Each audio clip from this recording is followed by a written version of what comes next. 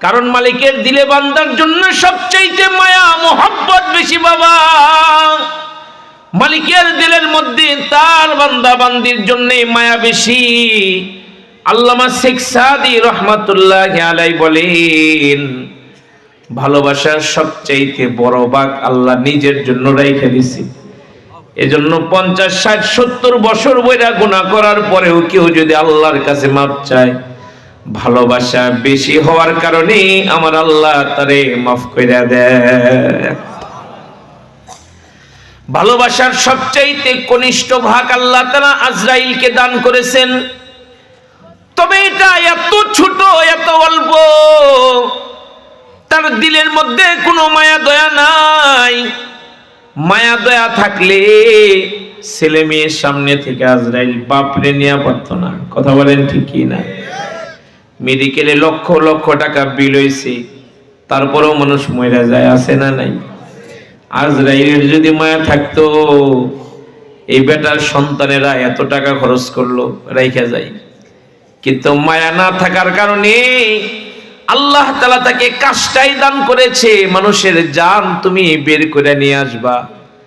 আজরাইল মানুষের জান বের করে, তার দিলের মধ্যে মায়া দয়া নাই। তবে আল্লাহ নাকি তাকে একদিন ডাক দিয়ে বলেছিলেন, আজরাইল রে, ভালোবাসার সবচেয়ে বড় ভাগ আমি আল্লাহ নিজের জন্য রাখছি। সবচেয়ে ছোট একটা ভাগ আমি আল্লাহ তোরে দিছি। জানতে চাই কোনদিন কি কারো জান কবজ করতে গিয়ে তোর মায়া রাখছি? আল্লাহ পাক তো সব জানেন, তিনি আলিমুল গায়ব। তারপরে ওনাকে জিজ্ঞাসা করে, আজরাইল রে, কারো জান বের করতে গিয়ে কি তোমার মায়া লাগছে? আজরাইল ওদিন জবাব দিয়েছেন, ওগো আল্লাহ, দুইজনের জান বের করতে গিয়া বড় মায়া লাগছে। একটা হলো সাগরের মাঝখানে তুমি জাহাজ ডুবাইয়া দিয়েছো, কত মানুষ মরে গেল, কত মানুষ শেষ হয়ে গেল। কিন্তু তুমি একটা কাঠের খণ্ডের উপরে একটা গর্ভবতী মহিলারে আশ্রয় দিলা। ইয়া আল্লাহ, তোমার খেলা কে বুঝে? সমুদ্রের উত্তাল ঢেউ, কাঠের টুকরার উপরে একজন মা। আল্লাহ গো, ওই মহিলার পেটের মধ্যে তুমি প্রসব বেদনা শুরু করায় দিয়েছিলা। মহিলা সাগরের মাঝখানে একটা পুত্র সন্তানকে জন্ম দিল। রক্তমাখা বাচ্চাটাকে ও মা বুকে তুইলা নিল। ওগো আল্লাহ, এত ভয়ঙ্কর পরিস্থিতির মধ্যে থাইকাও কলিজা সেরা সন্তান রে পায়া ও মা সব বিপদের কথা ভুলে গেছে। সুবহানাল্লাহ। আমরা যখন আমাদের মায়ের পেটের মধ্যে ছিলাম, মারে কত কষ্ট দিছি। মারে ঠিক মতো খাবার খাইতে দেই নাই, মারে ঘুমাইতে দেই নাই, মায়ের সবকিছু উল্টা পাল্টা করে দিয়েছিলাম। মাঝে মাঝে মায়ের কলিজার মধ্যে আঘাত করতাম, মার জিহ্বা বাইরে যাইতো, মা অজ্ঞান হয়ে যাইতো। এত কষ্ট মারে দিছি। দুনিয়ার মায়েরা বলে, ওই বাচ্চাটা যখন মা একটা নজর দেখে বুকে লয়। দুনিয়ার মায়েরা নাকি 10 মাস 10 দিনের সব কষ্ট নাকি একটা নজর তার বাচ্চারে দেখে সব নাকি ভুইলা যায়। আল্লাহু আকবার। সব নাকি ভুইলা যায় তার আদরের ধনরে দেখে।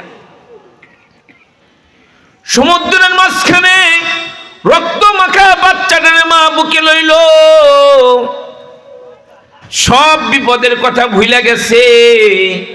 ওগো আল্লাহ, তখন তুমি আমারে বললা, যাও মহিলার জান বাইর করে নিয়ে হোক। আল্লাহ, আমি চলে গেছি মহিলার জান বের করতে, কিন্তু আমার এত মায়া লাগতেছিল। সমুদ্রের মাঝখানে এ মা যদি মরে যায়, এ বাচ্চার কি হালাত হবে, এই বাচ্চার কি অবস্থা হবে। বড্ড মায়া লাগতেছিল, কিন্তু কি করব, মহিলার জান কাইরা আমি নিয়ে এসেছিলাম। আর একবার একজনের লিগা বড় মায়া লাগছে।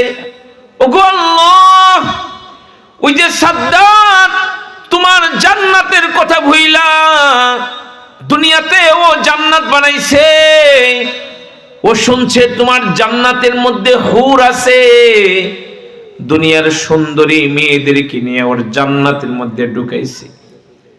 ও জান্নাত উদ্বোধন করবে, হাজার হাজার মানুষ নিয়ে জান্নাতের দিকে এগিয়ে যাচ্ছে। ঠিক তুমি আমারে তখন ডাক দিয়ে বললা, আজরাইল যা সাদ্দাতের জান বাইর করে নিয়ে আয়। মালিক রে, ওগো আল্লাহ, আমি সাদ্দাতের দুনিয়ার জান্নাতের সামনে গিয়ে দাঁড়িয়ে গিয়েছিলাম। ও আমারে দেখা ধমক দিতেছিল, গালমন্দ করতেছিল। আমি যাইতে যাইতে ওর সোয়ারির কাছে চলে গিয়েছিলাম। আমি বলতেছিলাম, সাদ্দাত জরুরি এক আলাপ নিয়ে আসছি, আমার কথা তোমাকে শোনা লাগবে। ও আমাকে ধমক দিতেছিল, বলতেছিল পরে, এখন সময় নাই। আমি বলতেছিলাম, সাদ্দাত রে, যে কথা নিয়ে আসছি এখনই শোনা লাগবে, মাথাটা একটু নিচে করো। ও যখন মাথা নিচু করেছে, আমি ওর কানের সাথে মুখটা লাগাই বলছি, সাদ্দাত রে, আমি দুনিয়ার কোনো ফকির না, আমি কিন্তু আজরাইল, তোমার নেওয়ার জন্যে চলে আসছি। সাদ্দাত জান্নাত বানাইলো, মনের মতো সাজাইলো, এক নজর না দেখিয়া মৌতের সাক্ষাৎ মিলিল, মৌতের সন্ধান মিলিল। সাদ্দাত আমার পরিচয় শুনা চোখের পানি ছেড়ে দিছে। দুনিয়ার যত বড় কাফের, বেঈমান, ইহুদ, নাসারা আছে, ওরা কবর, হাসর, মিজান, পুল, সিরাত, জান্নাত, জাহান্নাম বিশ্বাস না করলেও মরা লাগবে এটা বিশ্বাস করে, কি করে না? মরতে হইবে এটা সবাই বিশ্বাস করে। আজরাইল বলে, আল্লাহ, আমার পরিচয় পাওয়া ঘাবড়ে গিয়েছে। আল্লাহ গো, ও তখন আমাকে ডাক দিতেছিল, আজরাইল ভাই একটু সময় দাও, একটু সময় দাও, দেখি না এখনো, একটা নজর দেখি ভিতরে গিয়া। আল্লাহ গো, তুমি তার কণ্ঠে এত মধু ঢেলে দিয়েছিলা, এত জাদু ঢেলে দিয়েছিলা। ও যখন আমারে ডাকতেছিল ভাই বইলা, আল্লাহ রে, আমি না ওর প্রেমে পড়ে গিয়েছিলাম, ওর মায়ায় পড়ে গেছিলাম, কিন্তু কি করব, তোমার নির্দেশ।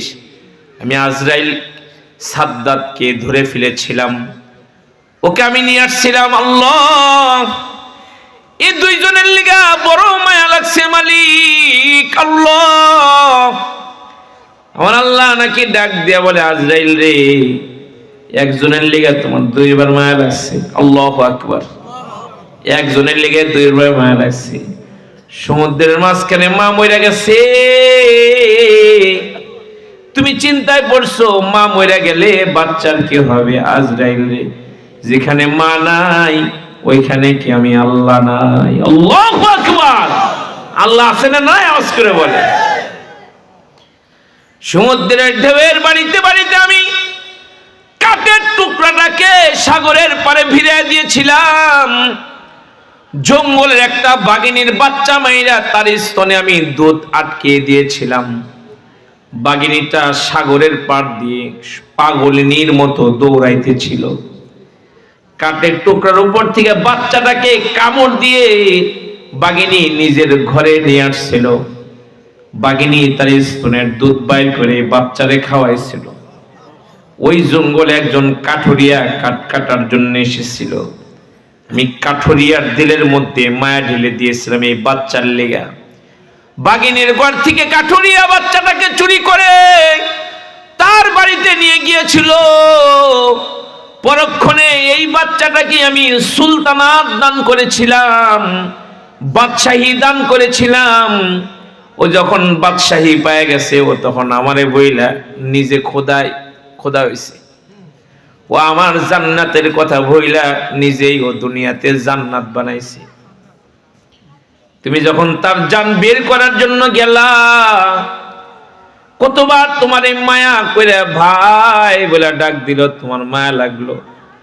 তখন যদি তোমারে না ডাইকা আমি আল্লাহ রে আল্লাহ বলে ডাক দিত, আমি আমার সাদ্দাতের পিছনির সব গুনাহ মাফ করে আমার জান্নাত আমি সাদ্দাতকে দিয়ে দিতাম।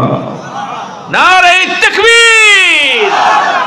কাফেরের জিহ্বার দিকেও আমার আল্লাহ মত পর্যন্ত তাকায় থাকে, দেখি ও আমার কাছে মাপ চাইনি, আমার কাছে ক্ষমা চাইনি। আল্লাহ বলেন ইন্নাল্লাহা ইউহিব্বুত তাওয়াবিন ওয়া ইউহিব্বুল মুতাতাহহিরিন। আল্লাহ বলেন নিশ্চয়